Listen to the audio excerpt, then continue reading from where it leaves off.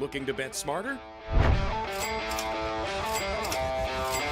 Get sports betting insight and winning picks straight from the South Point Hotel and Casino. I think we're going to get goals from both sides here. Give me over 5.5. That is also one of my favorite plays of the weekend is the Colts -3 on the road. So you're getting plus 130 here.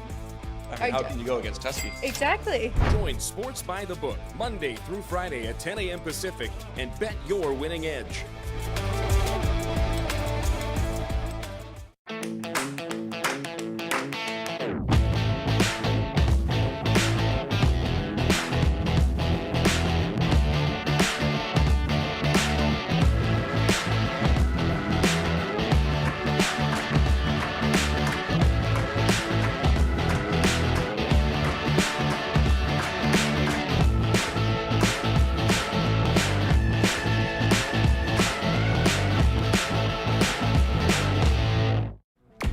Ready to lock in your bets and cash in on the games this weekend? Get weekly football winners from Alex White, Chris Andrews, and Vinny Magliulo. I did take the dog 3.5. I'm going to stay with the Colts here. That's definitely going to be one of my plays. If the Bears have turned the corner, they have to take care of business in this game. Yes. Tune in for behind-the-book perspectives you won't find anywhere else. If you're looking to bet the under, you're going to get a better number. The wise guys are certainly not going to play the favorites. I know if it hits 7, don't blink. Maybe that's what bettors are waiting for. Every NFL matchup, every college game that matters, the spreads, the stats, and the smart money plays. It's your way to bet against both teams. Get your winning edge with Football Frenzy, streaming on YouTube every Friday at noon Pacific.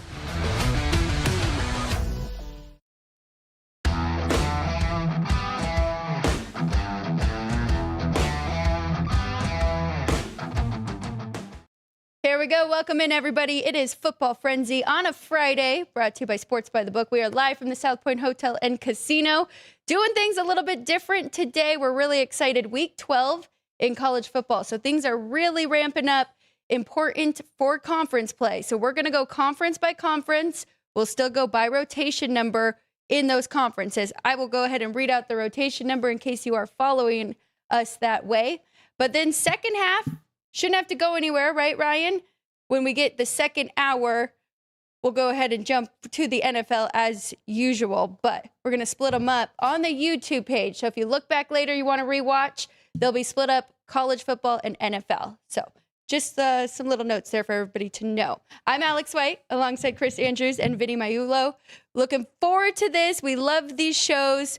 2 hours nonstop talking about the betting lines, where the movement has gone, and all that good stuff. If we like anything, how are you guys doing today? Good. This is like my favorite 2 hours of the week. Really, I love it. I have to run out for 1 second. I got something I got to take care of. Okay. I'm going to stay here with Alex. Chris, Halloween's over. He's still playing as Jimmy Vaccaro, everyone. Look at him. Yeah, run right across the camera when you come back. Alex, you know what? I do want to point out, I'm glad that you brought up the rotation numbers because it's extremely important. That's the second most important numbers, folks, when we're talking about these games. Obviously, we've got the point spread and the prices, the totals, the money lines to the right of the teams, but the numbers to the left of the teams are as important in terms of looking at the games and for quick references. There was a time, and of course your dad and I know your grandpa, there was a little bit of a war. There was a controversy back in the late 70s and early 80s. There were competing rotations, and it made for massive confusion. So thankfully, that got straightened out. That lasted for less than a month, but oh my goodness, people were trying to talk on the phones simply for reference purposes. Had nothing to do with going across state lines. But anyway, that I'm glad you pointed that out, Alex. That's a good feature. Vinny, for ticket writers, it's still really important to use those rotation numbers as well, right? Great point. So typically, to expedite your time at the counter as a bettor is thank you, Jimmy. To expedite your time and to make it easier for yourself and the writers, when you have the betting sheets and you're going to call out your bets, you're calling out your teams, simply call out the bet numbers because that's typically what they put into the system. Although there are some systems now, Alex, that go by team name, which is ask those writers how they like that. Horribly inefficient. Oh, Yes. awful. So, Well, let's dive right in. Now that we have Chris back here, we have 2 games tonight. They are both. All right, the first game should be really good. The second game, we'll see how Oregon responds to that low-scoring rock fight they had with Iowa, but they're a big favorite here in that one. We'll get to that game when we get to the Big Ten section. Let's start with the ACC. Now, I'll bring up, because the committee has Miami pretty high, so I'll go through what they need to happen in order for them to make the ACC championship when we get to their game. Let's start off with tonight's game, Vinny. Clemson, Louisville, rotation number 315, 316. They took the 3.5. They took the 3. Now it would appear they took the 2.5 here with Clemson on the road against this Cardinals team. yeah, Alex, you're right. And Clemson's had a good history versus Louisville, or particularly at Louisville over the years. But this is a better Cardinals program than those of a couple of years, even for a few years ago. So Louisville did win at Clemson a year ago. This is kind of where these last couple of years, maybe the second half of 23, where I think Clemson's issues started, and those issues being, not, Dabo Swinney, and again, his preference, his choice, not necessarily favoring or putting a lot of credence into the transfer portal and relying strictly on recruiting. I think recruiting is still important, obviously, but it has to be in conjunction with the transfer portal. So, that money showing here on Louisville, as you pointed out, Alex. Or actually, no, I think they actually took. They took the points with Clemson. So, I'm thinking maybe that history will prevail here. I thought the opening number, even that was a little cheap, but my number came to 4 in this game. I know how much do you go by last week's results? Louisville kind of threw in a clinker, lost to Cal in overtime. I know Sagapolatelli, the kid that I love, had a great game. And Clemson, they beat Florida State last week, Yes, right? they did. Yeah, so I Convincingly. mean, if you look at but we're not betting on last week's games. We're betting on this week's game. I think all year we've been waiting for Clemson to turn the corner, and I'm not sure that one game has done it.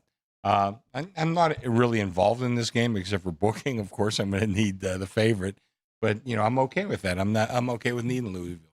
So I don't know if you do this, Chris. An exercise that was passed down to me from my grandfather and my dad is, if the road team, like Vinny had stated, lost at home the year before, we give them 2.5 points back. So it kind of neglects the home field, right? So I made it 3. I gave Clemson 2.5 back, and then I'm sitting there at about 0.5 point favorite for Louisville here. I've never done that myself. I just think so many players change from year to year.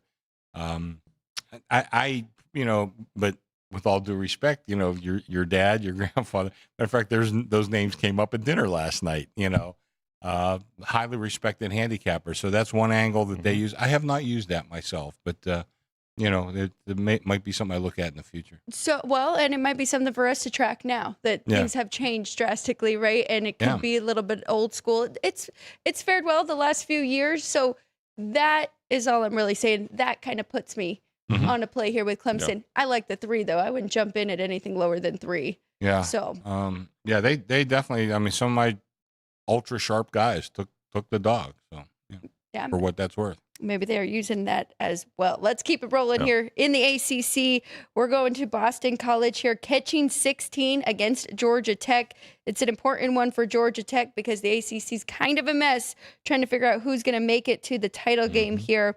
Total 60, so expecting some points in this one, Chris, but got to imagine it's mostly from the Yellow Jackets. Yeah, I mean, my numbers only came to 15. Is that worth a play? Well, certainly not. Once you get up around there, points are a little less significant. Yeah. You mentioned how high of a total it is. So, but BC, I mean, of all the teams disappointing this year, and there's always some, but they're really, I know in the not games of the year, but in season win totals, a lot of guys bet under season win totals on BC. So kind of was rooting for them. But again, when it started, I was okay with that.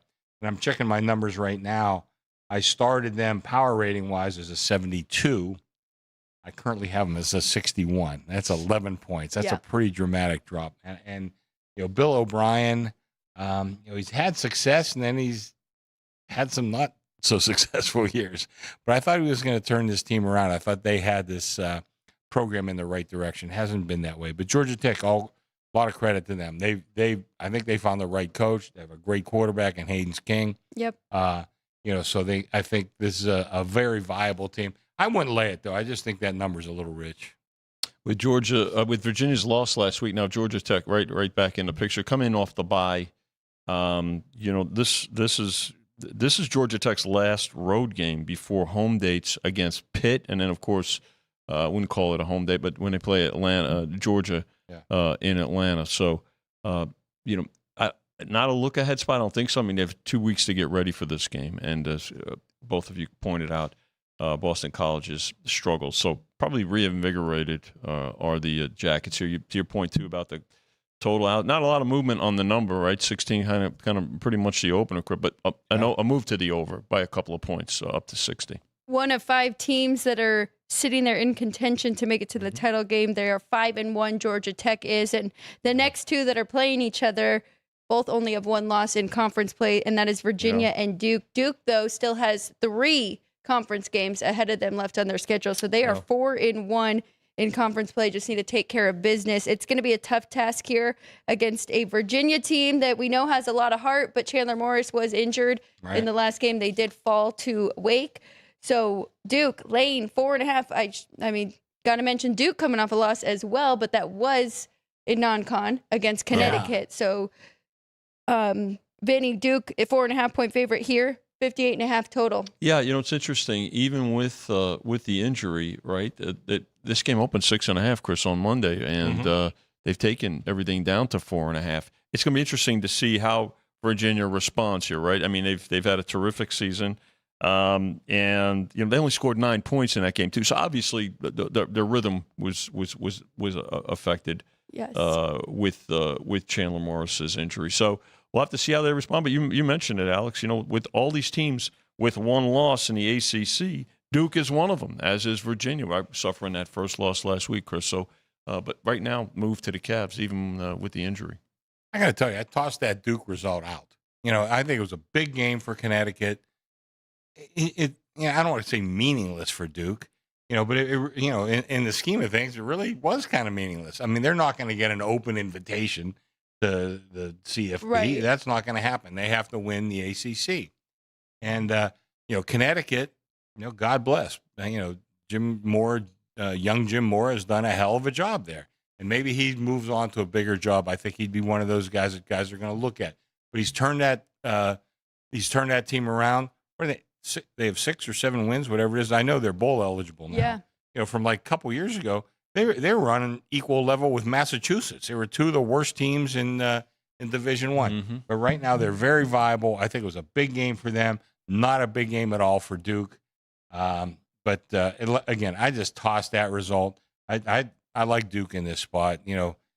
Virginia quarterback is what is his status? I mean, I know he's not going to be 100%. I don't know if he's going to get the starting nod or not, but I like the opening number. Matter of fact, we opened at 6.5. My numbers came to 7. I like Duke in this game. I would probably lean that way as well. I just don't trust Duke. I feel like they've been one of those teams where I've been on the wrong side so far this year, betting on them or against them. But it looks like Chandler Morris should go. Looks like he's probable, right? Yeah. Probable. So I think he will probably. I think it's concussion, so as long as he passes that.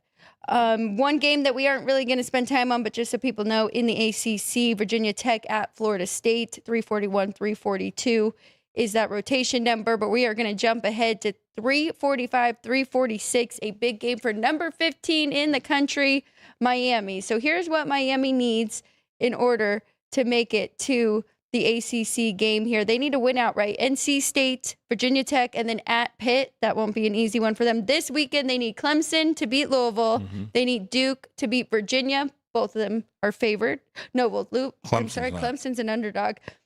Duke is favored, though, over Virginia. And then next week, they need Pitt to beat Georgia Tech. which is a tough task. And then they need Louisville to turn around and beat SMU. So they need a lot of help to still make it into the ACC championship, but win out, then they only have 2 losses. They might be in the conversation for an at-large getting into the playoffs. I don't know, but they need to take care of business here first, Chris. 15.5-point favorite at home against NC State. Does Bear Felica have a vote? Because he's a big Miami guy. I listened to him on a podcast this week, and he was going through all that scenario. He's a believer. And, we love the Bear, but he might be the eternal optimist when it comes to Miami. I don't, all those things. Hey, something's going to happen. We don't know what. I can't believe that the committee has him still so highly rated. Now, that being said, my numbers come to 18 on this game. So I kind of like Miami, but I mean, it's not enough for me to play. I don't have it at my fingertips, but I know Cristobal's record in November, December is horrible. And these are the kind of games that they've blown. I mean, they were double-digit favorite against Illinois or against Louisville. Yeah. And blew that one. I mean, I don't know. I think I've kind of had NC State. I probably had them underrated all year. So I made this number a little higher, but, let me just say Miami is not going to be on my list this week. Love the Bear, but he's going to have a lot of company scoreboard watching, not only this week, but for the rest of the season. Yeah. The thing about it is they have 2 losses. They're both in the conference. We have to really realize that the SEC and the Big Ten are going to get more consideration for losses by the committee, right, wrong, or indifferent. But if it's Miami, they have to take care of business. Not a lot of movement. I mean, a little bit of an uptick here from Miami at now 15.5. But, if you're scoreboard watching, you're also praying, and they have a lot of company in that regard, Alex. They do have one big non-con win, and that's over this next team in Notre Dame. This is 351-352. Notre Dame has to win out because they have 2 losses to 2 pretty good teams with Miami and A&M, but now they have to go to Pittsburgh here, and Pitt is ranked, and this is where game day is. And Ryan had actually shared with me before the show that the team that is hosting game day is 8-2 against the spread. So if you like the points here, maybe that can give you a little extra motivation. But Vinny, weird comments from Pat Narduzzi this week about this not being a very meaningful game. The next 2, the ACC games, being more meaningful. So Notre Dame, we're seeing some support for them. 12.5-point favorite now here at the South Point, total 54. Yeah, and that's a 2-point move to the Irish, right? In this one, Chris. And the thing about it is, I don't know about Narduzzi. I get it because it's not an actual conference game, and Pitt, only has 1 conference loss, again with a bunch of other teams in the ACC. But I tell you this: a Pitt win will likely end Notre Dame's playoff hopes, right? I mean, they lost their first 2 games.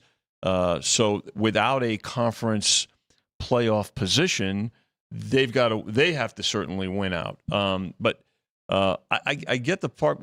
It wasn't necessary though by Narduzzi. He didn't have to. Everybody knows it's because I know in the back of his mind, listen, we got to take care of business.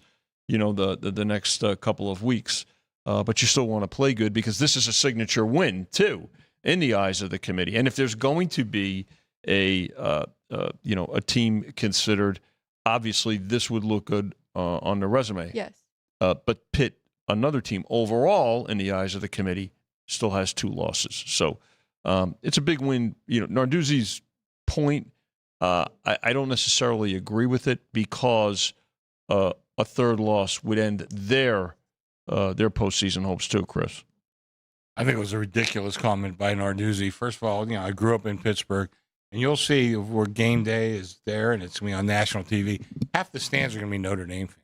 Yeah. There's a huge Catholic population in Pittsburgh. And I know a lot of those kids, their number 1 choice is probably Notre Dame. If they get the call from Notre Dame, that's where they're going. Obviously, a lot of them are not going to make it. Pitt is probably like their secondary school. So in that situation, I usually love the dog in a place like this. And Alex, you and I talked about it early in the week. Without any of the crap, I made Notre Dame an 8-point favorite. To me, 10.5 was like borderline. Now it's up to 12, 12.5. Yeah. But I've talked to some of my friends in Pittsburgh, and a lot of them are Pitt fans. They know I'm a Penn State fan. They can't believe Narduzzi said that. I mean, it's a tremendous, I mean, for recruiting, for the national image. You got to remember, when I grew up, when I was in Pittsburgh, this was the team of Tony Dorsett, Danny Marino. I mean, they won a national championship. Dorsett had a monster game, Chris, against Notre Dame. Was it his senior year? He had like 300 yards. I can't remember, but he was such a fantastic. I mean, I monster. Know when he graduated, he was the leading NCAA rusher of all time. I mean, he's a tremendous player. This was a great program. It's not been a great program probably since about 1980. And, to beat Notre Dame would put this program back on track. Now, I am a Penn State fan, but it's no fun rooting for terrible teams or rooting against terrible teams. I'd rather see Pitt be number 2 in the country and Penn State number 1. That would be ideal for me. But I think it was a terrible statement by Narduzzi. And I wanted to bet Pitt in this game, but there's no way I'm touching it after that. I don't think his head's in the right place. And I can tell you this, a lot of the Pitt fans prior to this are not happy with Narduzzi. I'm hoping it was just a little smoke and mirror. I'm going to take a little shot You're here. going to take it? Okay. Take some points. I'm going to root for you. The one thing I can't get past is that, and I know because strength of schedule and who they've actually played, but Pittsburgh right now is between Ohio State and Miami in rushing defense. They are 5th in opponent rushing yards per game. When you think of Notre Dame, their identity is first and foremost to run the football. Give me a low-scoring game. Can they keep it tight? And, I mean, maybe he's just trying to throw off the Notre Dame team a little bit as if they're not going to come out and really try and not get there. They're going to get Notre Dame's best effort regardless. But I'm just hoping that they can prolong and, maybe just hang around in this game. The best thing Narduzzi can do is talk to his team and say, listen, forget about that press conference. That was exactly, I'm playing around with the media. Right. This is a big game. He has, because again, if they lose the game, right, they have to win they have to first get into the ACC playoff with help. They're going to be scoreboard watching too. They're not going to get an at-large playoff bid if they lose. They're going to have 3 losses. Okay, first of all, I want to say 2 things. First of all, the Miami fans are going nuts, thinking that we beat Notre Dame. How could they get in with 2 losses above us? But I think that's very possible. The other thing I want to ask, if there is this huge tie at the end of the ACC season, I know they got certain tiebreakers, but there's so many involved that one cancels out the other. I think, and I may be wrong, and maybe some of our listeners can help me, I think it comes down to a vote, from the ACC committee, who would represent them in the CFP. Now, to Vinny's point, was talking about a big feather in Pitt's cap if they can win this game.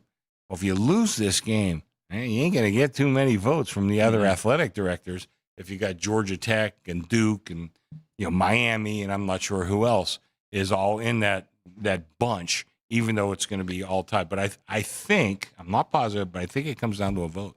By the way, and let's remember this too, because you and I were talking about this earlier. The committee has gone through a change. We'll get to it, especially when we start talking about Baylor. The selection committee has gone through some changes this week with some for some unfortunate reasons. I know for sure that in the rules it says the top 5 ranked conference champions get a spot in the. So that is why it is a little bit tricky. Where Duke, who has 4 losses, they don't really affect their conference. If they are the ACC champion, and it just so happens that, say, South Florida for the American and James Madison win out and end up being ranked higher than Duke, the ACC could not be representative in the conference playoff. That's possible. I think it's unlikely, but I think it's very unlikely as well. I don't even think Duke will necessarily be there. I think, maybe Georgia Tech or somebody will take care of business and could win it and be ranked higher, or even Miami sneak in. Again, back to my previous point, if it comes down to a vote, that Georgia Tech game is going to be huge. Monster. That's right. And this is the first time in a long time. Where Georgia Tech, I think, is. I mean, I don't know what the number would be, but that's a viable team. I think Georgia's a little bit down, and I think Georgia Tech is definitely up. We'll get to Georgia's big game today when we get to the SEC. But last game for the ACC, 353-354, North Carolina at Wake Forest. Wake Forest, a 6-point favorite here at the South Point. That one is interesting because Bill Belichick's name is being thrown out now for, say, NFL jobs like the New York Giants. So we'll see if he can keep them focused in this matchup today with Wake Forest. Let's move to the Big Ten. One game tonight. We kind of mentioned it. Oregon, a big favorite at home, 25-point favorite, Chris, here against Minnesota, who we had them weeks ago against Nebraska. But do you think they can hang around in this one against Oregon? Yeah, my numbers are right there. So this would not be a number play. But I think Minnesota has a way to make you play ugly. And that's what happened to Oregon last week. And they have a lot of injuries. Now, they're not in the playoff yet. They're not Indiana. They're not Ohio State, who I think no matter what happens, those guys are in. They had that home loss to Indiana, and that was not a fluke. I mean, Indiana kicked their ass. They really did. But I think right now you got two things working. I think Minnesota could make you play ugly, and I think Oregon has injuries to some key people that, they may play, but I mean, if they build up a lead, they're probably going to give those kids some time on the bench just to kind of try to stay healthy for a late run. But I personally think they'll make it. I think they're a really, really good team. But this Minnesota is not on my list, but they almost were. It was close. It's a lot of points. Yeah, Not a lot of movement, right, with the number or the total. Look, credit Oregon though, 3 straight wins since the loss to Indy. So, listen, remember what happened at Penn State after they lost at home to Oregon, and they just fell apart. Rumbled. Credit Oregon for staying on task and winning their next 3. Minnesota, they're 0-3 on the road, straight up and against the spread. So obviously, look, this is it's a big number. So the point spread being a great equalizer, we'll see how how the bettors go. I mean, I like I said, there hasn't been a whole lot of movement on either the side or the total to this point, Alex. Going to Bloomington, we were just talking about Indiana. They are a 29-point favorite over Wisconsin. Wisconsin's been playing better the last couple weeks. But they scored a touchdown? they won a game. They won a Big Ten game. This is 343-344. Vinny, any movement on this one for the Hoosiers or the Badgers here? I think they took the 31 and the 30, right? Yeah. So they did take it. Now, is it maybe a possible look-ahead spot for Indiana? I mean, I don't know how we're looking ahead for. I think they've got a pretty favorable schedule here, and Scagnetti is not one to let his team lose focus. Big win and a surprising win. Yeah, Alex, you hit it. Wisconsin with the win versus Washington last week. Indiana, too. Last home game as they position themselves for an eventual showdown in the Big Ten title game, Chris. I made the number 31, so I don't favor the dog for sure, but I'd be very tentative to lay anything here. It was just last week you told us the story on Football Frenzy when you were at a Penn State. No, you were at an Ohio State bar, right? And you were rooting for Penn State, and Penn State ended up winning. Yeah. As I'm watching that Indiana-Penn State game last week, I'm thinking, oh, my gosh, they're about to pull it off again, this time to Indiana. So we'll see how they respond. And that's also just goes right into the next game here, 347-348, Chris. Penn State, that was kind of their Super Bowl last week against Indiana. They, could have salvaged the season just a little bit there with a big win. Now they're a 7-point favorite on the road against Michigan State, total 50. What do you think about this one here? My numbers come a little higher, 9, but this is another one I would not want to touch Penn State. I think that they really had their heart broken last week, and they've had as difficult a season compared to where we expected them to be, where the whole media, everybody expected. They had them 1 or 2. Yeah, everybody had me either they or Texas number 1. We all know what happened there, and I think that game last week against Indiana was like a possible vindication for the players and their season. Now they lose in such a heartbreaking manner. I think it'd be very difficult for that team to focus this week. I'm not on Michigan State. I'm not going to play them. Listen, once they kick off, I'll be rooting for Penn State, but I think it's a very difficult spot for them.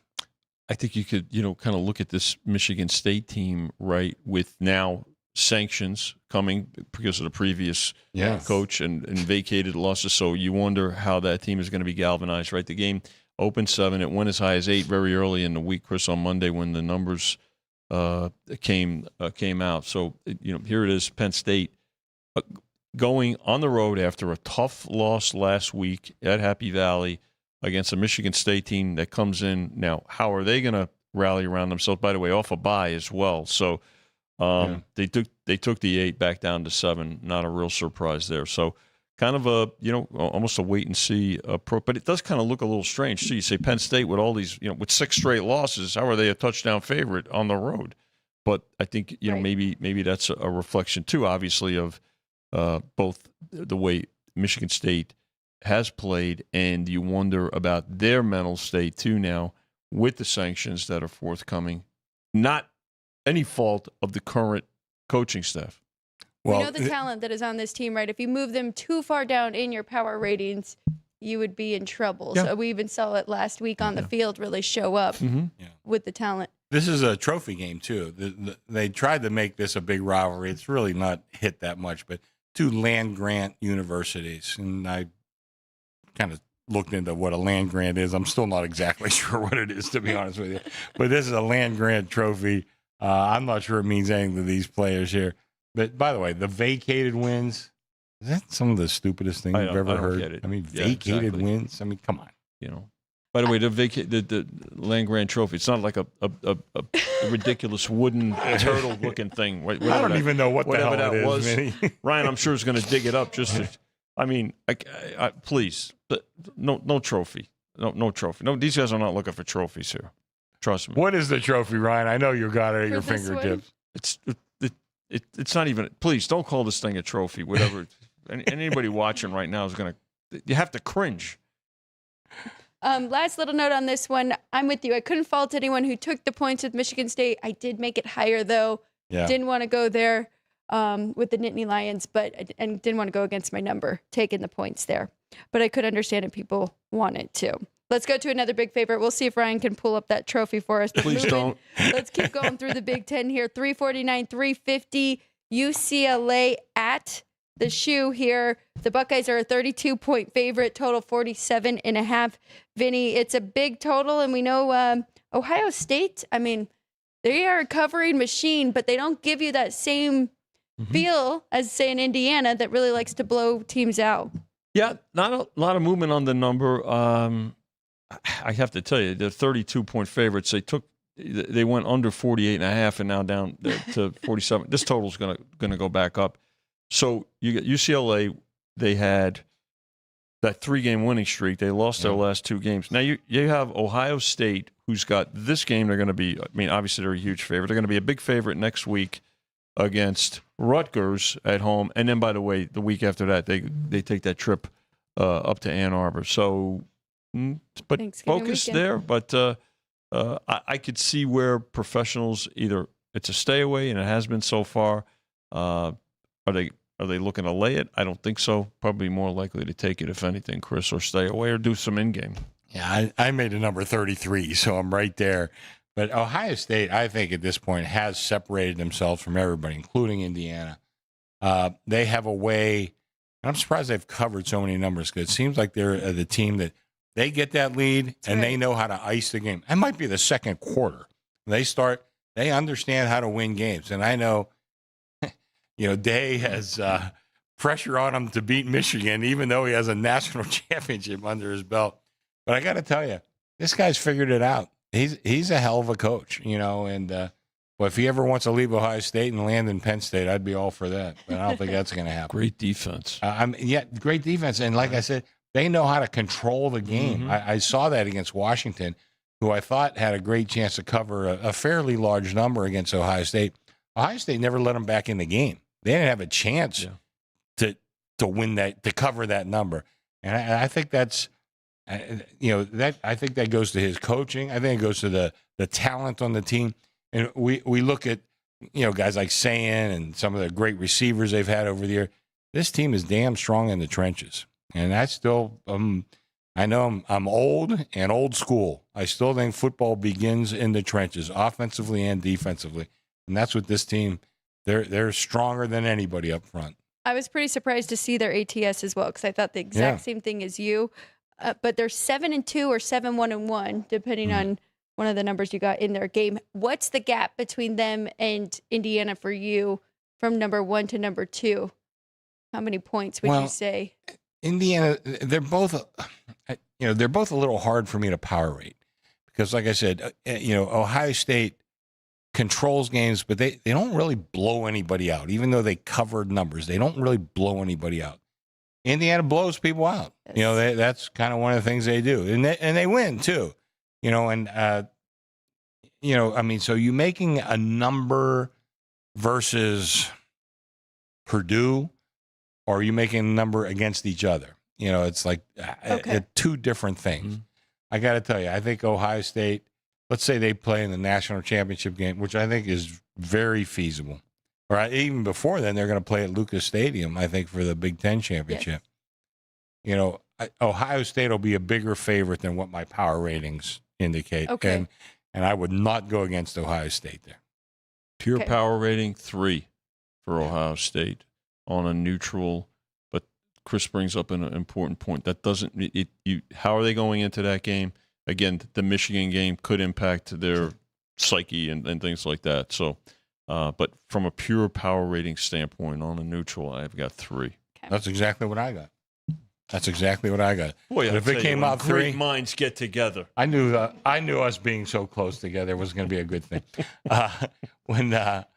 If that game opens 3, I'm laying it. I got to tell you right now. Well, I think mine's a 5-point difference. So I like your number better. But I'm not thinking like a bookmaker. What you want to get? That's you start with what the pure power rating is, right, Alex? Right. And then it's a neutral. Okay, great. But then again, you take into account certain other factors, and we talk about how they come into the game. You know about injuries, obviously, and things like that. So, and then anticipation. So, sure. Yeah, we've talked about it on this show. Yeah. Power rating just gives you some place to start. Right. And then you got to go from Doesn't there. mean that's the number that's actually hung at that. I mean, if it was 3, I would be on Ohio State. I can tell you right now. All right, well, let's go to one that you did find something you like in this game. This is 385-386. Illinois hosting Maryland. 15 and a half, Chris, here at the South Point right now. Well, again, I'm looking at the Westgate contest. It's 15. Not that I don't think that half point would deter me either way.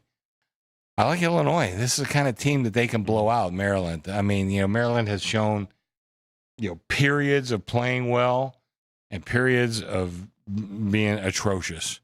And I think this is the kind of game. This is the kind of team Illinois can blow out. This is the kind of game Illinois can essentially have no mercy. And that's kind of what I'm looking for. This will probably I haven't finalized my menu yet. There's a good chance this game's going to be on my menu.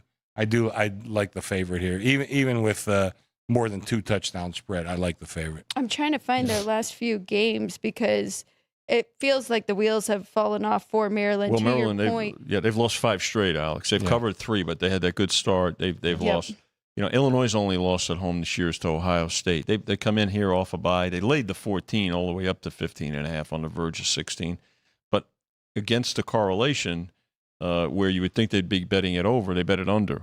So I think what folks are looking at when they're betting this game is Illinois will score, but maybe hold Maryland to minimal offense. So that's how the game's been bet so far. Favorite and under. Let me throw one more thing out there. I don't know if I should, because last time I gave this out, it was a winner and it cost us. Team to score the most points. I think I have Illinois 35-1. Last time you gave it out, it was a winner? Last time I gave out last year, I gave out Mississippi, was about 30-1, and they were the winner. I'm giving out Illinois to Illinois 35-1, Chris. 35-1. There you tell go. You what. Get to the window, folks. Listen, 35. It's not like it's 5-2. You know, what I mean, it's but it might be worth a play. Very good. Yeah, I was pretty surprised to see Maryland last week at Rutgers, 35-24. 20 was the final score, and Yeah. I think this Illinois team is a lot better Oh, yeah. than that Rutgers team. So it could be a couple rough weeks there for the Terps. Let's keep it going. Let's go to Wrigley here. Vinny, this should be a good, pretty entertaining game. Michigan, they are ranked number 18 right now in the country. Northwestern, they've been a feisty Big Ten team. Michigan laying 11 here on this neutral site. Michigan destroyed this team a year ago at Ann Arbor. I mean, it was 50-6. You know what? Northwestern, though, in this game off of 5 straight road losses, and this has gone back and forth when you look at it, 11 up to 12 and now back to 11. So, up and down the ladder, total bet over now to 42, just by about a point and a half. You know what? I got to tell you, this at Wrigley, Northwestern, a little tricky spot maybe for the Wolverines here, Chris. I mean, but certainly the superior team, and very much, trying to, are they going to be able to overtake Ohio? It makes Michigan has one loss. It makes that Ohio State game a monster because of if they can win that game at home in a few weeks, then they have the tiebreaker as well, head to head. I think there's a lot to like about Michigan. They're a good team. They got a young quarterback who seems to be getting better. But that being said, my numbers came to 8 in this game. Now you're looking at taking like 12 and a half. I mean, that's a lot. I think this Northwestern team, that's another team that could get you to play a little bit ugly, and then here we are late in the season in the Big Ten. You got games. Okay, this one's in Illinois. You got games in Michigan. You got games in Ohio State. I mean, I'm not sure weather is a huge factor because that's where these kids, it's not like you get a lot of California and Florida kids come up there. You got kids that grew up in the Midwest and in the northern tier in the Midwest pretty much most of their lives. But, sometimes those games can be a little bit low scoring, and be a slugfest. And listen, if it's a slugfest, I think you're getting, practically 2 touchdowns. I like the dog here. I think his number is just too high. I do too. I'm with you. I'll be with the Purple Cats here because, I mean, if you're just going off of last week, USC, I mean, at the Coliseum, 38-17 Northwestern. They did not look good, but you're talking about an explosive offense, right? Right. A lot of really good athletes out there, especially at the wide receiver position. I don't think Michigan, I mean, they run first. Bryce Underwood has been pretty good, but not to Mayava's level. So what is the total in this game? What's the total? 42. 42. So Man, that's good. that's a low total. But like I said, so many of these Big Ten games late in the year turn into slugfests. Yes. They just do. Yeah, I mean, and just looking at, Michigan went to USC and lost that one 31-13. So that's a tough team. Don't take too much off of that. I'm with you. I made it closer to 8, so getting a good 3-4 point difference depending on the number. All right, a couple more in the Big Ten. We were just talking about USC. Let's go there. If there wasn't so much rain in California, this would be one of my top plays. But I think that's going to keep me off of it. USC 6.5 or 7, depending on the spot. 6.5 here, though. Against this Iowa team that is coming off a pretty tough loss against Oregon. Yeah. They could have had that one, Chris. I think when we talked earlier in the week, I told you I kind of liked Iowa, and then I looked back. I really don't. Kind of like USC, but like you said, the weather, something, they're going to be a little ugly. My numbers came to 9 in this game. I think a lot of people know, I bet USC early in the year. Not much value right now, but I got USC to win the national championship, 75-1. I think you can find a lot better than that right now. But I thought they had a chance. I think it is a good team, and I think Lincoln Riley kind of at least has them pointed in the right direction. I think they still need another year or two, some great recruiting, great NIL, that sort of thing. Transfer portal, some success there, but. Gun to my head, I'd play the favorite, but I'm not crazy about it. They're laying 6.5 and taking 7, so toggler, right? We don't need it to fall 7. Alex, you hit on a key point. A tough loss last week at home for the Hawkeyes. And SC, you know what? They've been very solid at home, right? Yes. They're 5-0 with Great home team. 4 covers against the number here. So, but the weather, You know, the worst weather in the country this weekend for college football is going to be on the West Coast, in California and in the West. So higher elevations will see snow, but lots of rain and maybe a little bit of wind. But that's, that could also be an equalizer too. So, but this game, laying 6.5 with SC, taking 7 with Iowa is how the betting's gone so far. Yeah, I'm bummed because last week I did like 13.5 against Northwestern, and because I like USC at home. Yeah. But now Iowa's bringing their conditions with them, right? And sure. Because I liked what I saw from USC against Michigan, too. They stopped the run. Yeah. They battled in the trenches. I thought they could do it again here, but makes it a little bit tricky. I made it about 10, though. I'm with you. A lot higher. By the way, this is a couple generations ago. You know what Long Beach was known as? Seriously. Iowa by the Sea. So many people from Iowa moved to Long Beach, and their ancestors are still there. But I think they've kind of lost that connection. But that just kind of a funny note. So you're saying they're going to have a lot of fans there as well? They might. Yeah. They might. Where'd you get that one? Vinny, TCM? That was pretty good. No, that was not a TCM, but I'm a well-rounded Iowa individual. by the Sea. I'm a Renaissance man, Vinny. I'm a Renaissance man. Write that down. Check it out. Go Google it. I don't doubt you. Google it. Iowa by the Sea. Listen, folks, the things you get I'm on sure this Ryan's show, on it. you cannot get anywhere else. You're damn right. Like that. One more Big Ten game is Purdue at Washington. We're skipping it 403, 404. A lot more games to get to here. Washington is 17-point favorite at home. Let's go to the Big 12. This is one I really like. Arizona at Cincinnati. We've got the body clock working for us. We've also got Cincinnati, who's been very consistent until last week. They ran into a buzzsaw in Utah. The Wildcats, a little inconsistent. I don't trust them on the road. 329, 330. Cincinnati, a 6-point favorite. Vinny, anything you're seeing in this Big 12 matchup here? No, not a lot of movement here, Alex. I mean, when you're looking at it, it's 6.5, right? So, but in Cincinnati with their first loss since the opener, remember that 3-point loss at Arrowhead to Nebraska. But looks like this is another one that you kind of have that toggling effect, right? Taking 6.5 and laying the 6. We're presently at 56.5. So a pretty high total here where folks are anticipating that we'll see some points, and not a real surprise though that they're betting this game over. I like the favorite a little bit here. I made it 8. It's not a huge difference. You mentioned the body clock. Cincinnati's been a pretty damn good team this year. I think they've been very easily overlooked. Of course, what are they doing in the Big 12 of all things? So it's easy to kind of not put 2 and 2 together there.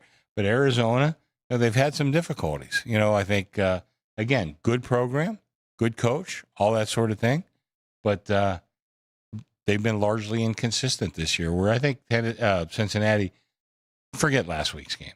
They've been a very consistently good team, very well representative of their school and of their program. I like the favorite here. I do too.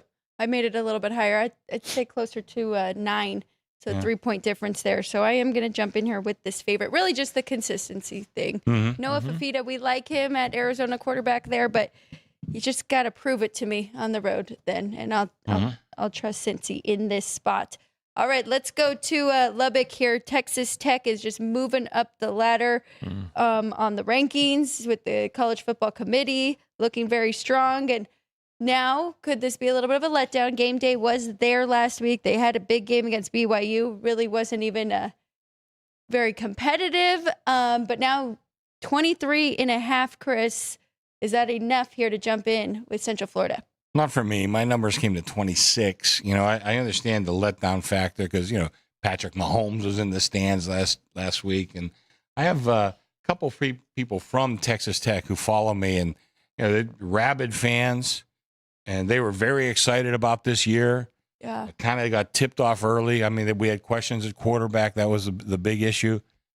But damn, this team, they're good. That's a good team. I got to tell you that I could see them winning a championship. I don't know if they could beat Ohio State, but crazy things happen in sports. I got to tell you, they're as good as, other than Ohio State, they're pretty much as good as anybody. First loss for BYU last week, so the highly slated tiebreaker. So Texas Tech sits alone, the top of the conference right now. I think they took what they take 24 and a half in this game.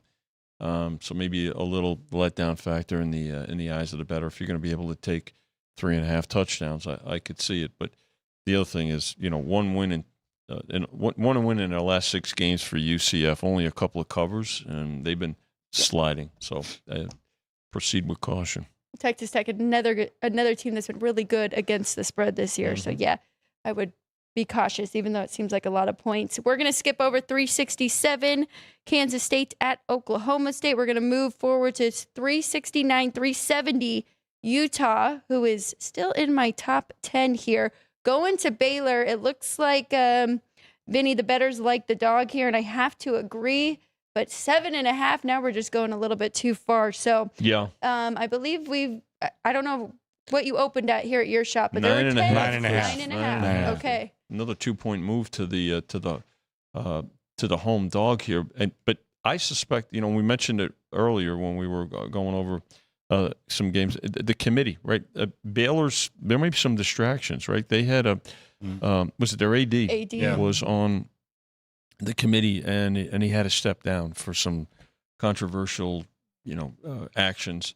So you wonder how that's impacting the program. Dave Miranda's, there's some things going on there that would make me believe that maybe Utah is going to get some support at the betting window, Chris, or does it galvanize the Bears? I don't know, but it kind of seems like they're on the precipice of another unfortunate potential scandal or something going on here. It's surprising. Baylor is a Baptist-based school. They've had some pretty severe scandals over the years. Yeah. I mean, it's, just one more here. I'm surprised. My numbers came higher on Utah.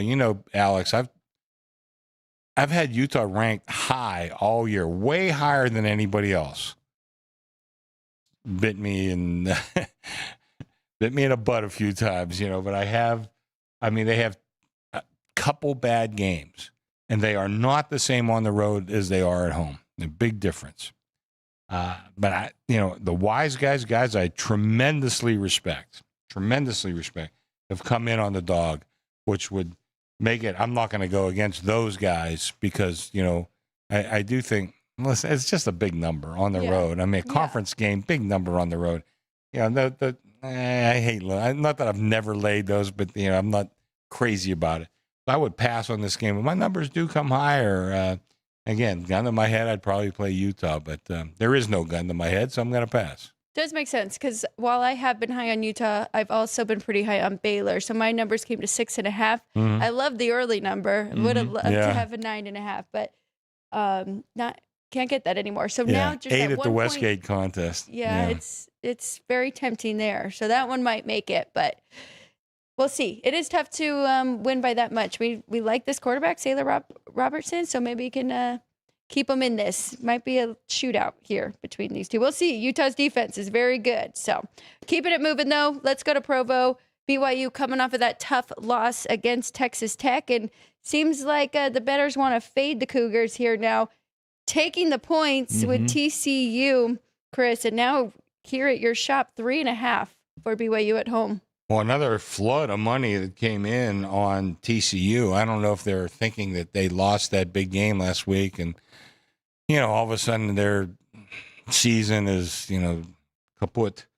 My numbers came to 6. We opened the game 5.5, so it was right there. But, again, some very respected players of mine have come in on the dog. I would not play the dog, certainly not at 3.5. I mean, I think anything, near the 5.5, and then it's 4.5 in the Westgate contest, I could see it. Even then, I like the favorite. A lot of BYU kids, they're, because of the missionaries, the missions that they go on, a lot of these are older kids. And sometimes I got to tell you, they're kind of tougher kids too. Yeah. When you're 24 and playing against guys that are 20, that's a pretty big difference. And I think you got a lot of guys like that on this BYU team. And I don't think they just kind of succumb to, we blew the whole season.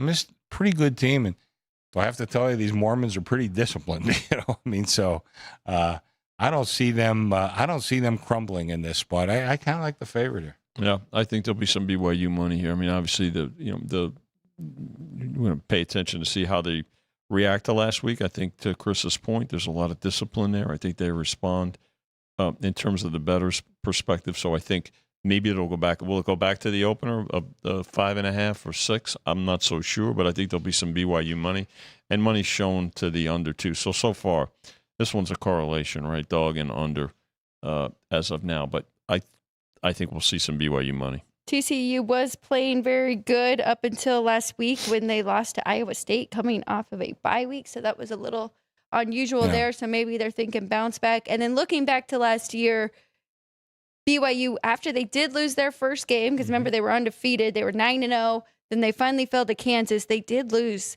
immediately after, but that was at Tempe, Arizona State. So that was a tough good. 2 games. Yeah. And I think this BYU team's a lot better than last year. I say all that because I do like the favorite. I made it 8. So I don't know if that was an anti-TCU or I made it just 6. BYU's. Yeah, but TCU lost that Iowa State. We've talked about it. Iowa State's not that good. Yeah. And Iowa State 7-point was favorite. reeling, right? They were struggling.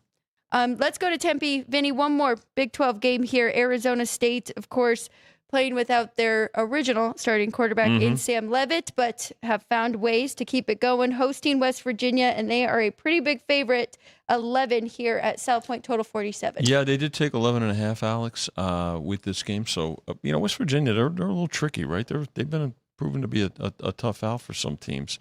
Arizona State, 6 wins, out of the race, I would say, for the conference. West Virginia, maybe there's some, coaches that are pushing, listen, let's go to the game. Let's play.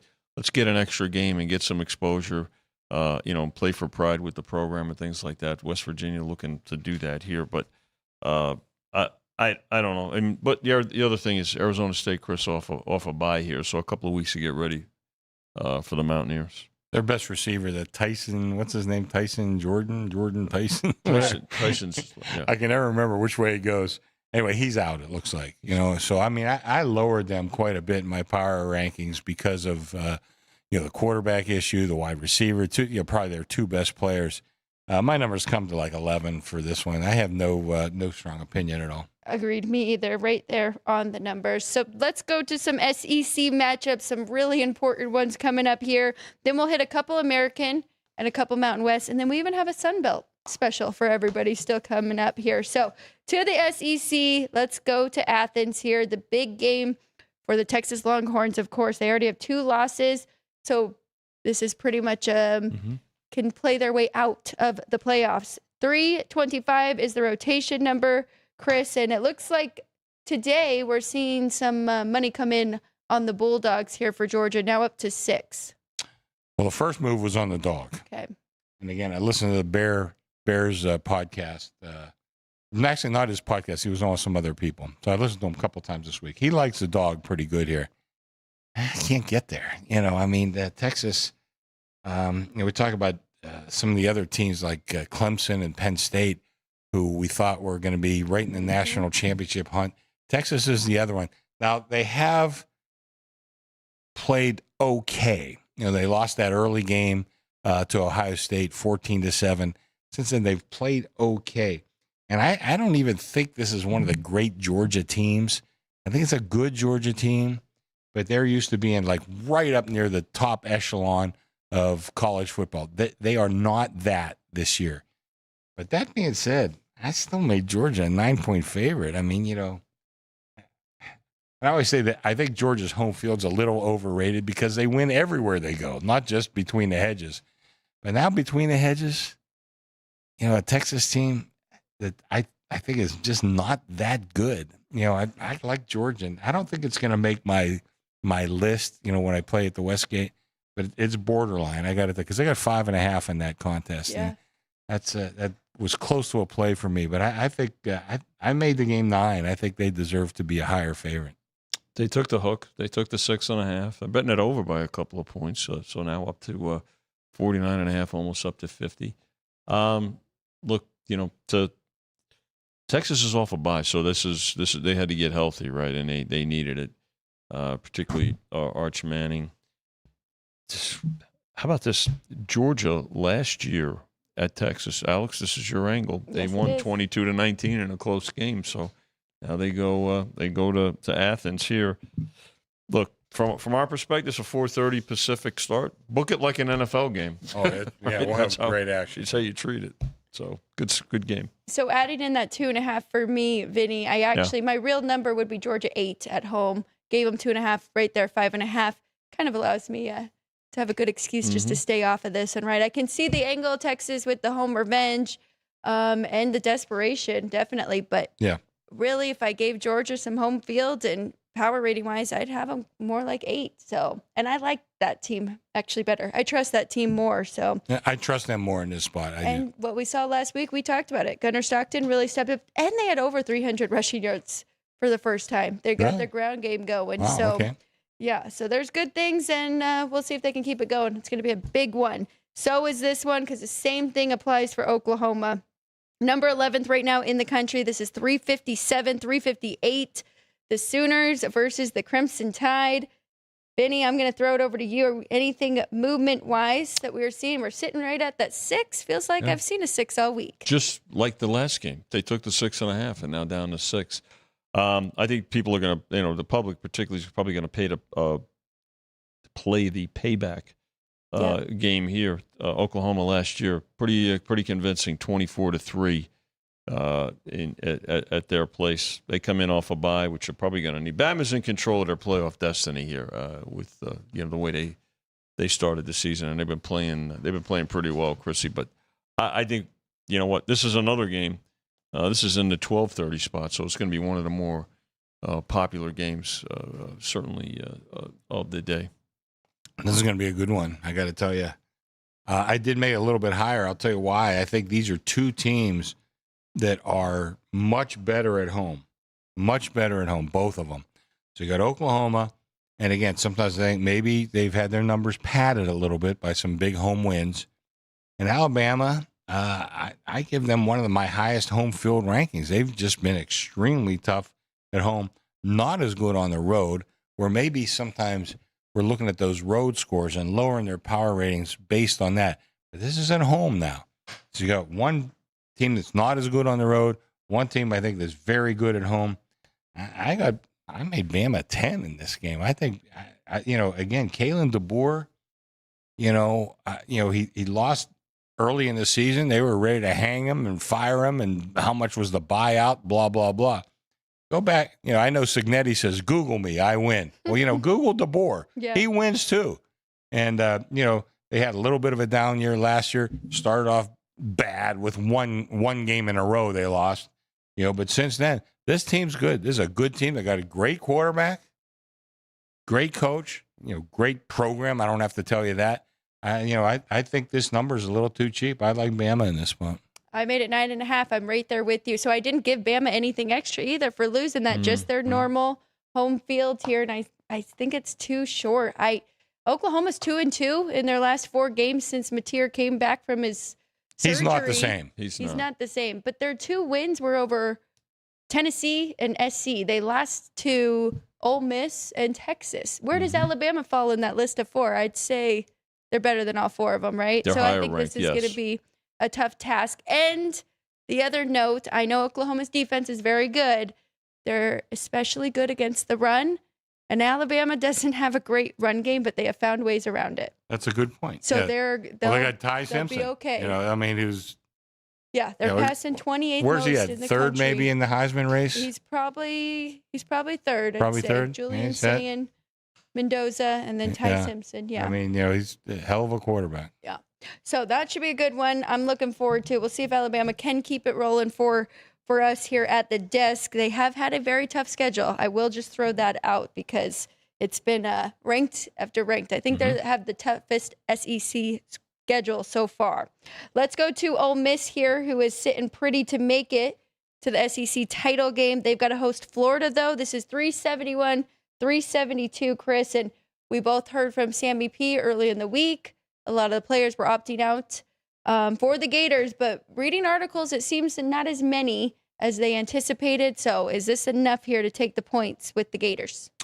Well, I made it 13, just totally on the square, not knowing anything. I think that the rumor of guys abandoning the Florida program, I think that was overrated. I think it's overstated. And then you got Lane Kiffin right now. He's being wooed. I don't know if he's going to allow them to woo him, but Lane's had a habit of jumping around a little bit. Is he distracted a little? I mean, maybe. Again, I think my numbers came to 13. I see 14 and a half in the Westgate contest, and that's out there. What do you see mostly in this game? What do you have? 12. Right across the board? Yeah. It's 11 and a half, 12. Yeah. Yeah. And This is the biggest move of the week. Yeah, by the this way. is a This big game mover. opened 16. We opened 16. I was going to tell you, too, for parlay card bettors, you might want to look at this one. I think I have it 16 on my ties win card and 16 and a half on the half point card. So some value there. What, parlay cards, listen, at the end of the year, we do okay, but on a week-to-week basis, we can be vulnerable. So, there may be some value. And we're not the only ones with parlay cards in this town. So there's other ones. So go play them somewhere else, I would say.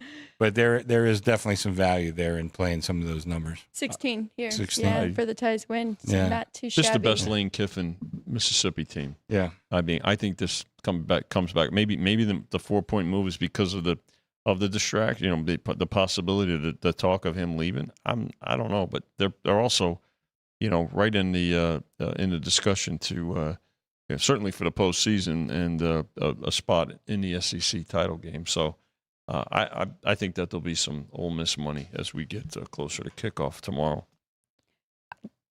14, though, if you can get 2 touchdowns, I think just a pride thing for those Florida players. I think we'll get some effort there. But let's keep it moving. 377, 378. We're going to skip over. No, we're not. We're going to hit that one. 373, 374, Mississippi State at Missouri. So many question marks there.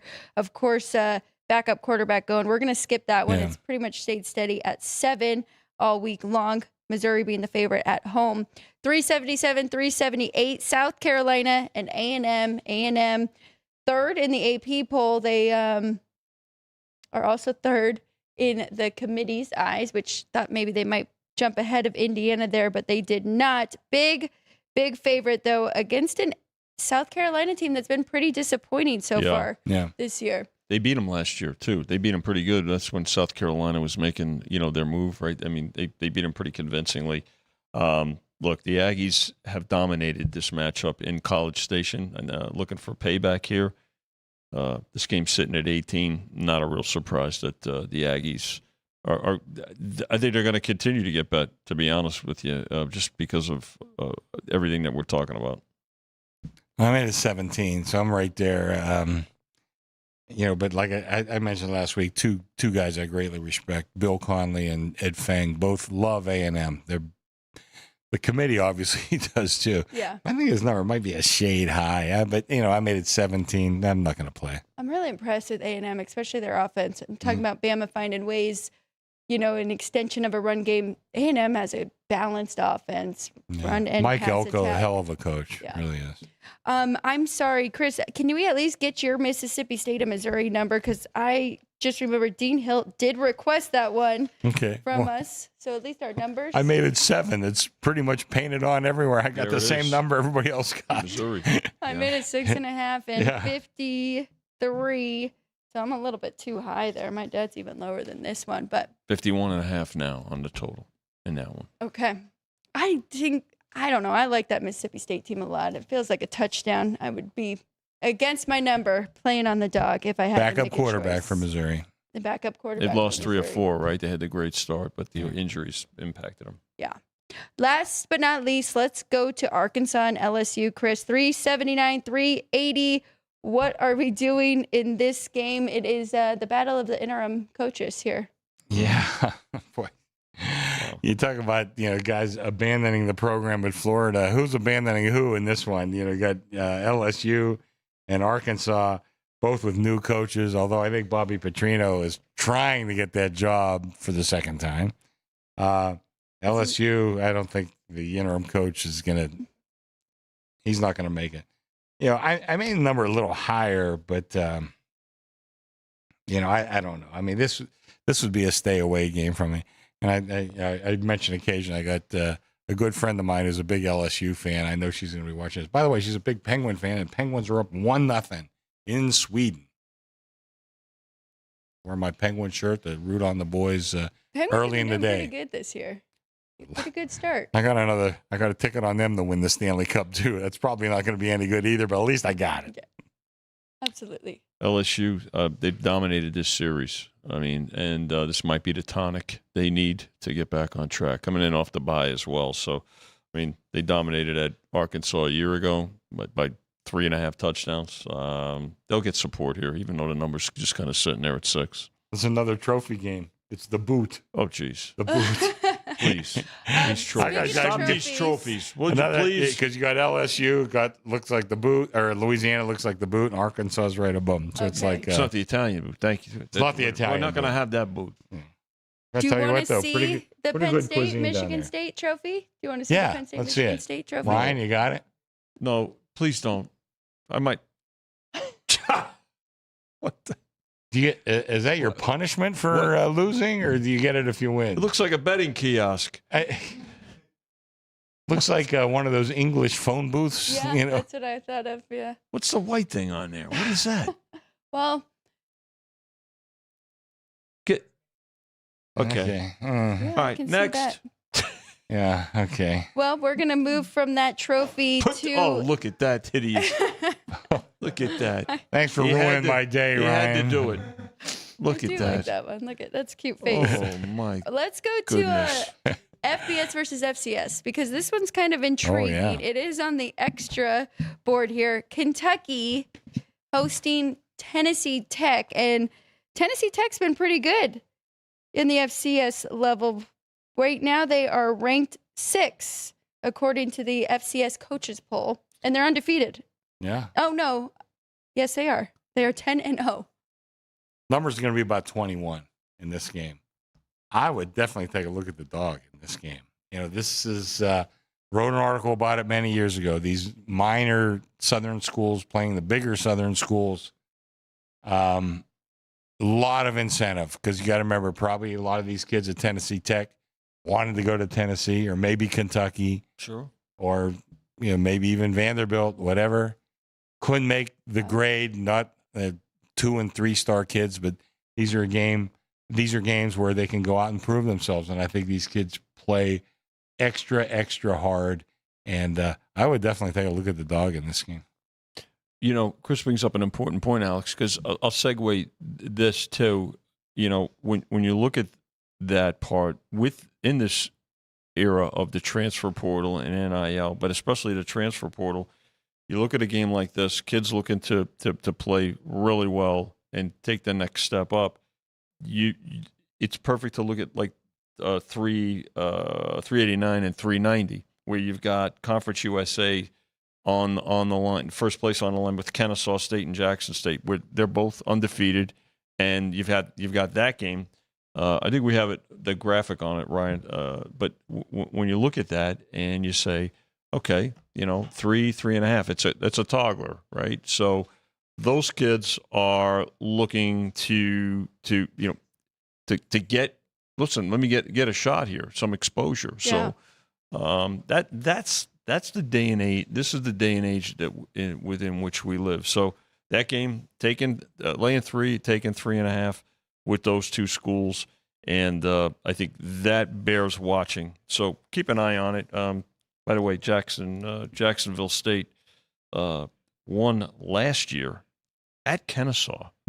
Kennesaw was like 17 in that game. So wow, bear really? that in mind. Remember, Kennesaw State, they had home revenge against basically everyone. Yeah. This year, Yeah. they were pretty bad Right. last year. So very impressive what they have done. Yeah, So, keep an eye on these small schools. That's a Conference USA first place on the line there. So I like the 3.5. I think it's going to be a tight game. take 3.5. You won't take 3. Yeah. I'm looking at Kennesaw State. My power ratings Yeah. open 51. They're up to 59. So an 8-point move to the positive. So surprising. Ryan, really quick, did you like the dog in that one too, Tennessee Tech? Because, yeah, he likes the dog too. I think 3 touchdowns. He'll be happy with. Against Kentucky. Can you get the hook? 21 and a half, maybe. You asking? You buying? What are you gonna do? What are you doing? I don't know. I thought we were just guessing with the bookmaker. All right, we have 2 more conferences. We're going to go through a few games each, American and Mountain West. Then we'll take a quick break, and then we will jump right back in. We've got NFL Week 11, and it's a good one. It's one of the better Sundays I could remember so far this year. We do have a college poll, too. Please jump in. I will go ahead and read this if it's not finished already. But which team are you taking plus money with in these conference matchups according to South Point odds? Oklahoma, +6 at Alabama. Iowa, 6.5 against USC. Texas, 6 against Georgia. Or Baylor, 7.5 versus Utah. So taking plus money, does that mean we're going money line here, Ryan, or just taking the points there? Taking the points for those underdogs. Which one do you like the most for today? So going to the American, couple meaningful games. Memphis tripped up a little bit last week. Now they have a chance here. They're going to East Carolina, and they are a dog, 2.5 or 3. Yeah, laying 2.5 and taking 3, Alex. And ECU, the healthier team, because Memphis, Brendan Lewis, their quarterback, is questionable. So that's certainly impacting this number going back and forth for sure. I would like the dog, but that makes me worried. But he has been injured for a couple weeks now. Yeah. He's a tough kid. He's been playing through it, but it's a tough one to handicap there. Let's go to Navy and South Florida here. South Florida still ranked 24th, Chris, and Navy 10 points here at home against South Florida. Is that right? Or 10.5? We were 10.5, yeah. Yeah, getting the points, right, yeah. Was Horvath, is he out for Navy? I mean... that was the weirdest thing last week. Yeah. When he was scratched right before that Notre Dame game. Yeah, I mean, I know Navy isn't always forthcoming. You know, none of the military schools are with their personnel. I mean, they're kind of in a different ball game. I can understand that from their point of view. He's a huge part of that team. Monstrous. My numbers, including that, you know, questionability, injury, however you want to take it, has the game higher.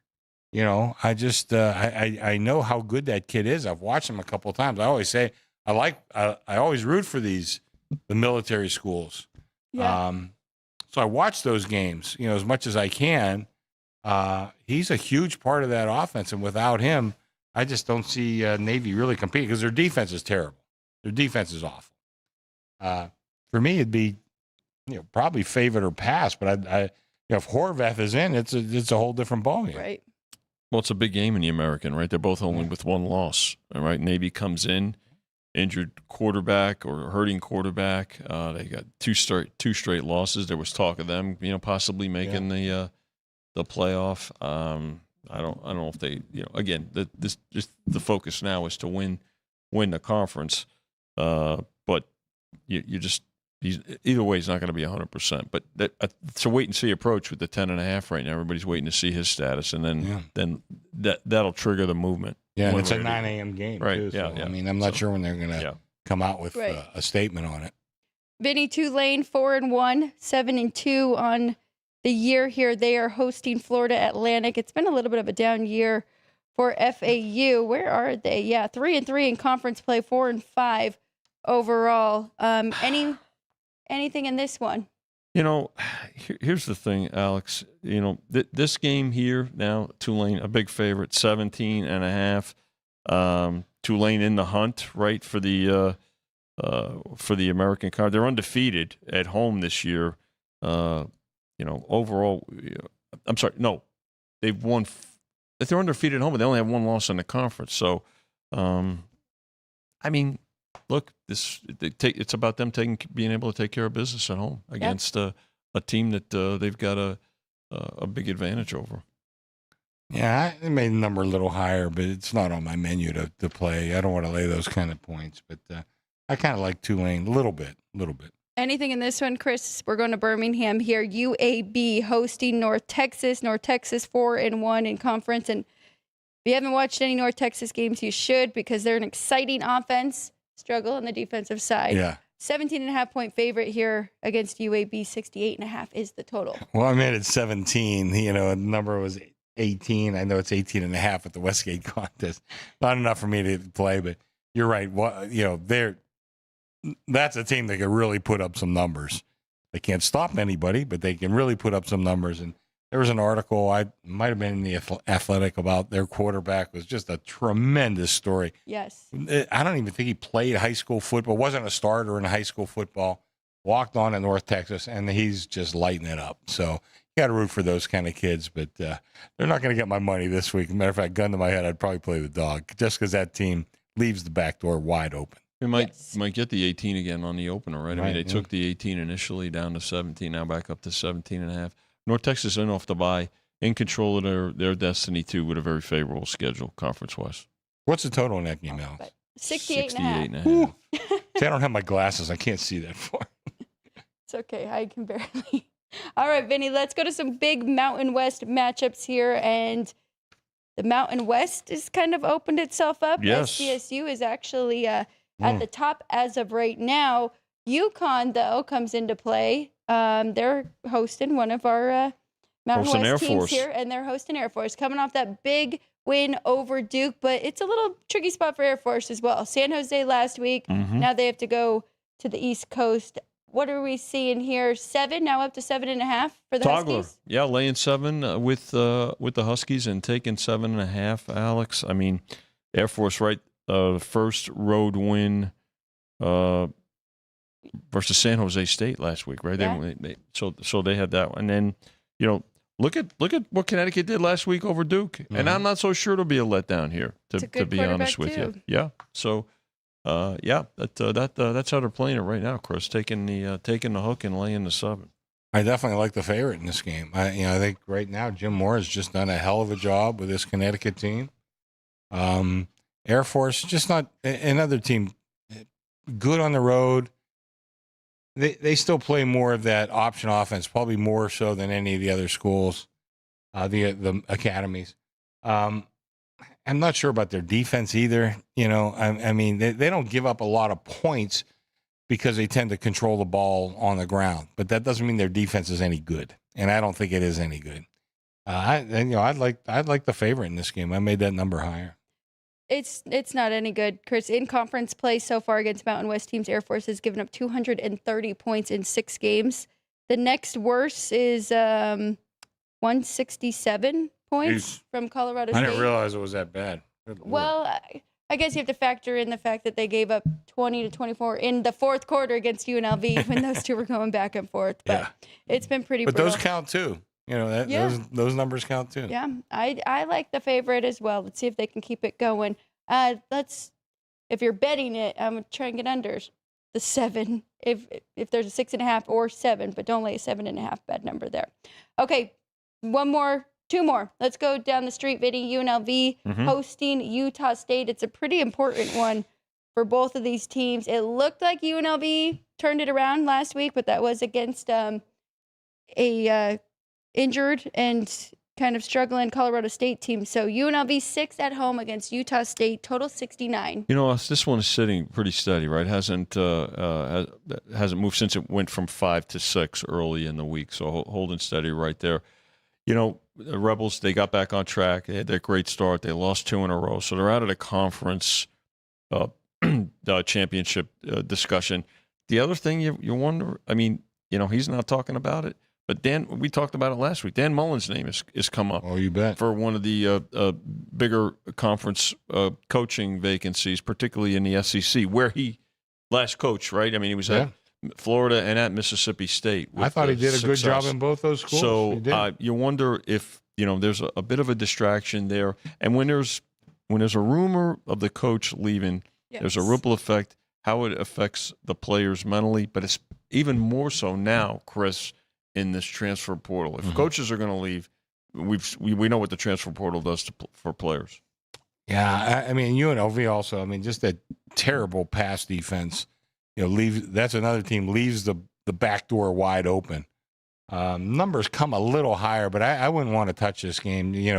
Like Vinny said, very easily distracted because of Mullen. The word is out. The word is out. And I could see where a team would want to hire Dan Mullen. And he has those southern roots where I think he would go in there and recruit well wherever he happens to go. Done a terrific job at UNLV. Besides the pass defense, you can't cure everything in 1 year, But I just think that back door is wide open. My numbers came a little higher, but I would not be interested in playing UNLV here. They did bet it under, believe it or not. I mean, but it's still a bit high total. I mean, open 71, so I mean that's a lot of points. I misspoke though, because I said Colorado State was the second worst. UNLV actually is. They've allowed 171 points so far in their 5 Mountain West games. So let's move on to this big one here. Now their starting quarterback, Boise State, Maddox Madsen, is out for this game, and they have to go to San Diego here. It's going to be a tough one for these two. The Aztecs are favored at home. We know how good their defense is, and that's why we're seeing a 42, Chris.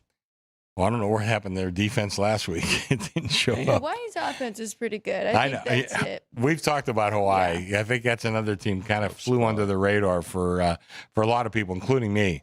I think they've really improved over the course of the year. But San Diego State had been shutting everybody down and out for a couple of them, but not last week. With a healthy Madsen, I would probably look to play Boise in this game. But without him, I mean, he's got to mean a couple points, doesn't he? The game would probably be pick if he was. Yeah, I would agree. Probably closer to pick.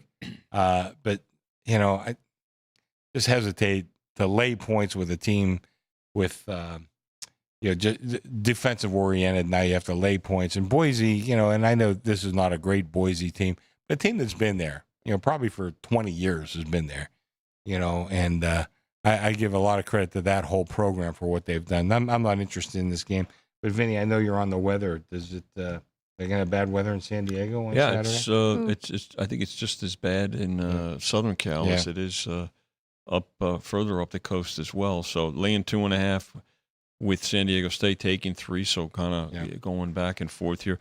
Look, Boise's really controlled the series for the last 3 years, but the quarterback situation, the San Diego State team is good. So the winner of this game takes over the lead for the Mountain West West Conference. Again, San Diego State, was it a shock last week? Not really. It was a tough spot to, the Hawaii trip is tricky, but Boise's loss was pretty surprising. By the way, Boise's off the bye this coming into this game too. Maybe some extra time to prepare for the backup quarterback, Max.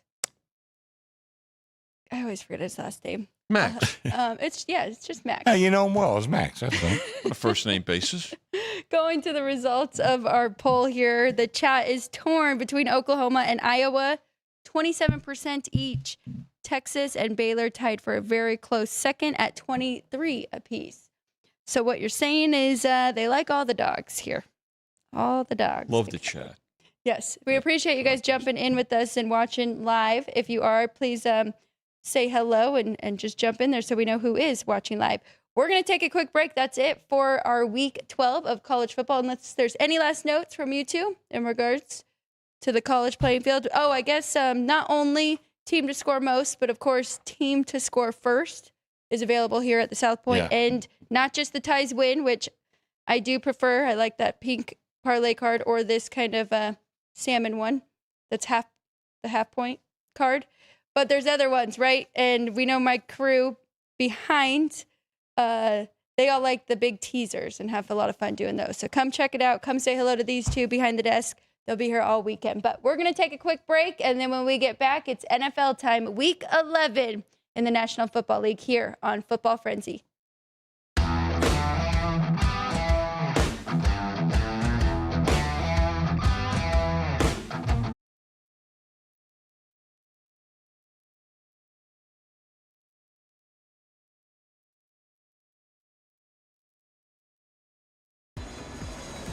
Heading to Las Vegas to catch the action at Allegiant Stadium? Skip the traffic and the sky-high room rates of the Strip. Book your stay at the South Point Hotel, Casino, and Spa. The South Point is located just 7 miles away from the stadium, and it's a quick trip up the freeway, making it an affordable rideshare or taxi ride. And don't worry about getting here when you land in Vegas. We offer a convenient airport shuttle to get your getaway off to a stress-free start. Shuttles are also available on Raider game days for a small fee. So whether you're rooting for your team or seeing your favorite band in concert at Allegiant Stadium, South Point Hotel, Casino, and Spa is your ticket to all the excitement.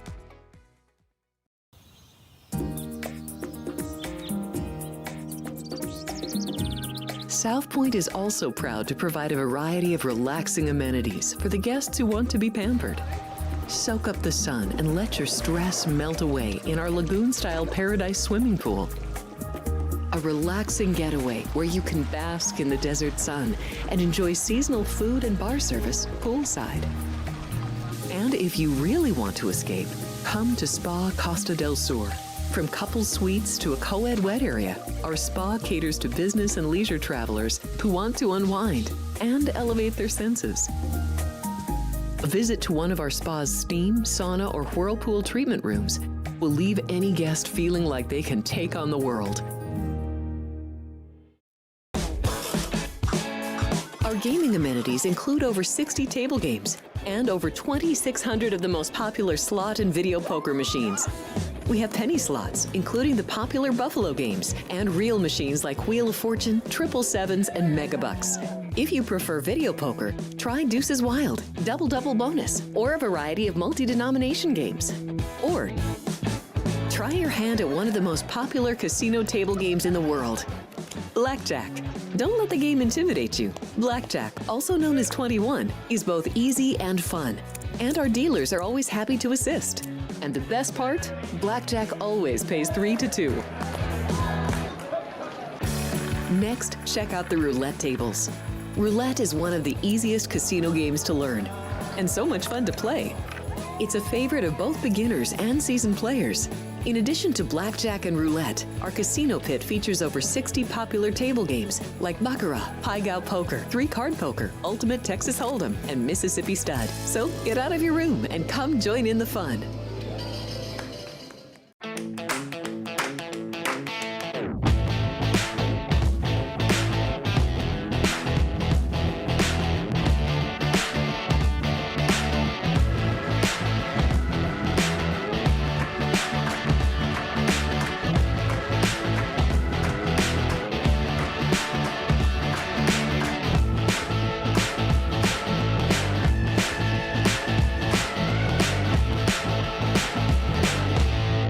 Looking to bet smarter? Get sports betting insight and winning picks straight from the South Point Hotel and Casino. I think we're going to get goals from both sides here. Give me over 5.5. That is also one of my favorite plays of the weekend is the Colts -3 on the road. So you're getting plus 130 here. I mean, how can you go against Tuskegee? Exactly. Join Sports by the Book Monday through Friday at 10 a.m. Pacific and bet your winning edge.